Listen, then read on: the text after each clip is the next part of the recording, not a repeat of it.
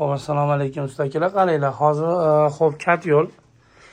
Men Nasr ukasini misol birinchisiga sozlab berganman. Mana bu ko'p odam aytadi, bunisi 25 ta ekan, 55 ta ekan deydi mana.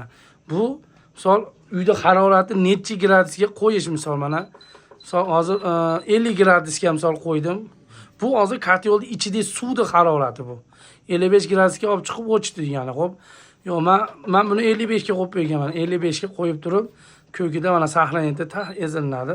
Bo'ldi, bu 55 gradusda xo'p olib chiqadi, 55 gradusda o'chiradi. Bo'ldi, 55 dan hozir mana xo'p ko'mir surish narsa, Nasr organizmi tursiz tiyinlab E1 ga o'tadi.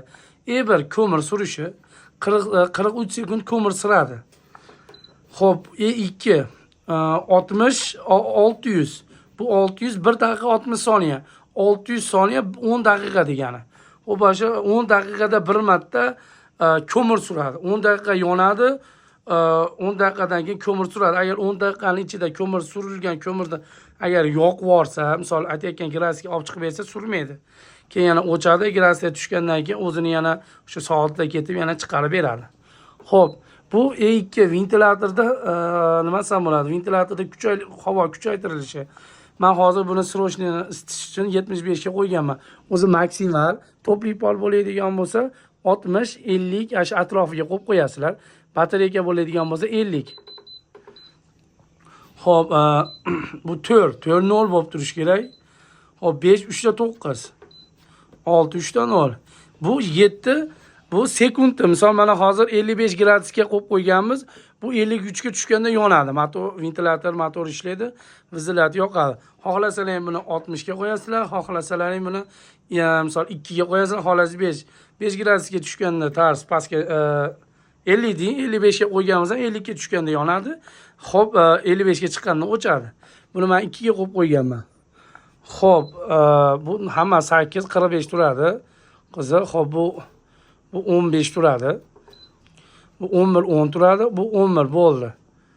Mana aka oxirida hamma narsa urgan qilib bo'ldilar. Misol, xo'p, oxirida bitta ezib qo'yasiz. Endi birinchi yoqish narsa qilganlaringda, misol mana narsa urgan ezib turdilar, E1 ga o'tdi. E2 ga o'tgandan keyin mana shu 600 da 60 ga olib tushsalaring, har 1 daqiqada ko'mir olib chiqib beradi. O'zlaringga ilashtirib olgani zakonni misol ko'mirni olib chiqib olib turib, keyin olib chiqib olganlaringdan keyin xo'p, qanday bo'ladi? Olib chiqib oldilaring. Misol mana 60 ga qo'yib turib, bitta ezasizlar 60 da o'zi 1 daqiqa olib chiqdi, 1 daqiqa ichida ko'mirni olib chiqib yig'ib bo'ldi. Yig'ib bo'lgandan keyin yana Nasrga ezib turib, shu ilashtirishga tayyor qilib bo'lib, tarsaya shuni yana yana E2 ga olib turib, bitta Nasrga bitta ezsalar olib o'tadi. Ezib tursalar o'zi 600 ga olib chiqib turib, yana ko'kni tarsaya ezib qo'yasizlar.